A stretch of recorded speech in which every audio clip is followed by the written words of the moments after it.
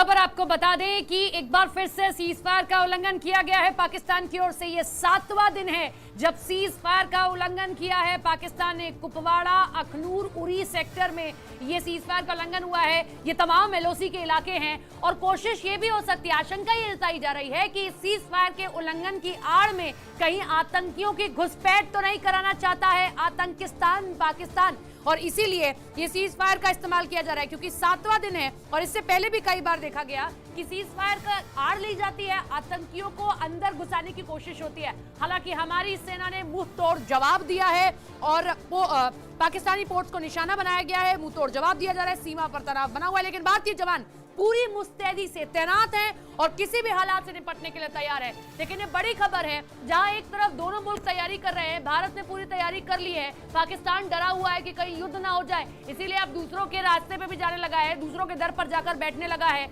और कोशिश कर रहा है कि ये चीजें सुलझ जाए। लेकिन दूसरी तरफ उसका एक और चेहरा कि सीज फायर का उल्लंघन किया जा रहा है।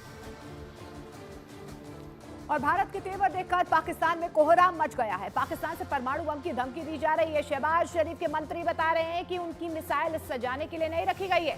अब सवाल है कि अगर पाकिस्तान से एटम बम वाली धमकी दी जा रही है तो दोनों देशों के बीच परमाणु ताकत के मामले में कौन आगे है?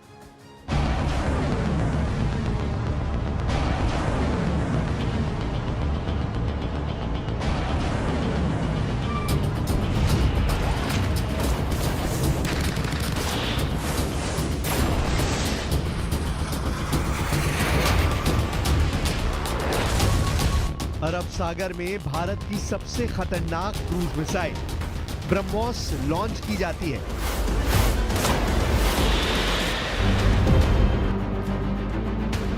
कैमरा नंबर 1, कैमरा नंबर 2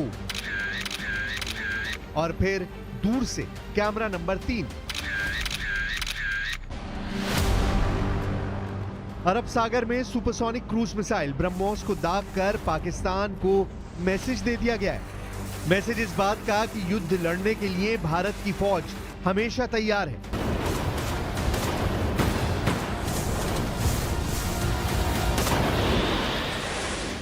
उसके हथियार तैयार हैं और लड़ने का जज्बा बुलंदी पर है। और ऐसे ही हथियारों को देखकर पाकिस्तान की तरफ से परमाणु बम की धमकी आई है। पाकिस्तान के रक्षा मंत्री ख्वाजा आसिफ ने क्या कहा है, इस बात को बहुत गौर से समझिएगा। पाकिस्तान के रक्षा मंत्री ख्वाजा आसिफ ने कहा है कि भारत और पाकिस्तान दोनों परमाणु शक्तियां हैं, लेकिन वो नहीं समझते कि नौबत परमाणु हथियारों की आएगी। मतलब साफ है कि पाकिस्तान का रक्षा मंत्री कह रहा है कि उसके पास एटम बम है। ये साफ साफ परमाणु हमले की धमकी है। ये साफ साफ दुनिया को डराने की कोशिश है कि भारत ने अगर हमला किया तो वो क्या कर सकता है, भारत इस धमकी का क्या जवाब दे सकता है, वो पाकिस्तान को आगे बताया जाएगा।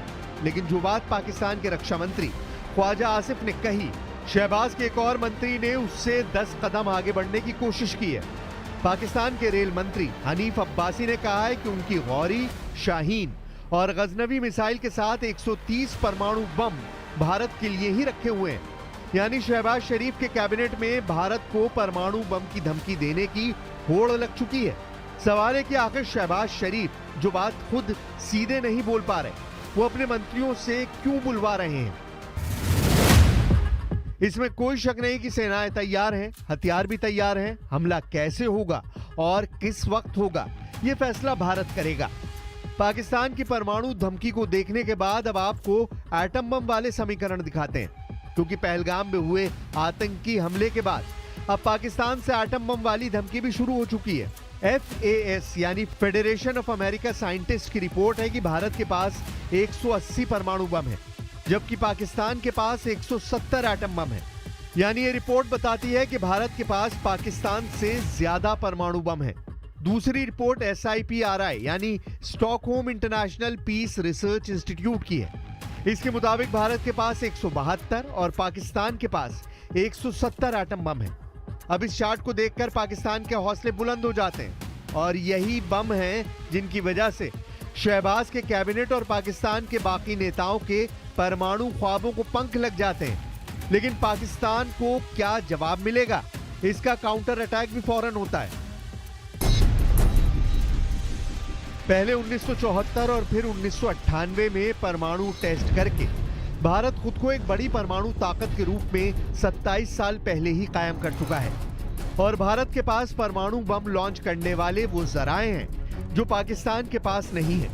परमाणु युद्ध हुआ तो भारत के पास हमले के लिए क्या क्या विकल्प हैं वो आपको दिखाते हैं। और ये बात शहबाज शरीफ और उनके कैबिनेट वाले जंगजू मंत्रियों को भी एहसास दिलाएगी कि परमाणु युद्ध पाकिस्तान को पूरी तरह से इस पृथ्वी से मिटा देगा। परमाणु बम लॉन्च करने के लिए भारत के पास 3 प्लेटफॉर्म हैं, जबकि पाकिस्तान के पास सिर्फ 2 हैं। भारत लड़ाकू विमान से एटम बम दाग सकता है, पाकिस्तान के पास भी ये ताकत है।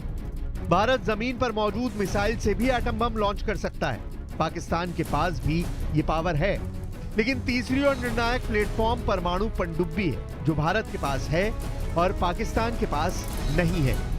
यानी एटम बम के हमले का जवाब भारत जवाबी हमला करके दुश्मन को पूरी तरह से मिटा सकता है। इसकी गारंटी भारत की परमाणु पनडुब्बी है। सबसे पहले बात एयर स्ट्राइक वाली ताकत की, जो परमाणु बम भी लॉन्च कर पाए, यानी ऐसे जहाज जो एटम बम से हमला कर सकते हो।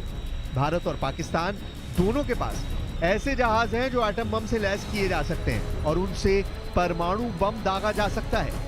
भारत के पास इसके लिए सुखोई फाइटर जेट है, राफेल विमान है, मिग-29 है, मिराज 2000 है, जगुआर है।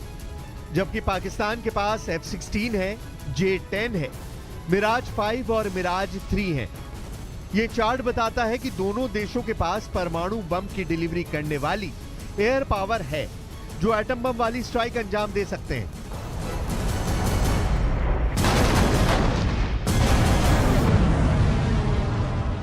वैसे पाकिस्तान को अब भी बालाकोट स्ट्राइक और उसके बाद हुई डॉग फाइट याद है। इसका जिक्र शहबाज शरीफ ने भी किया है। Our valiant armed forces remain fully capable and prepared to defend the country's sovereignty and its territorial integrity against any misadventure, as clearly demonstrated by its measured yet resolute response to India's reckless incursion. और बड़ी खबर आपको बताते हैं, पहलगाम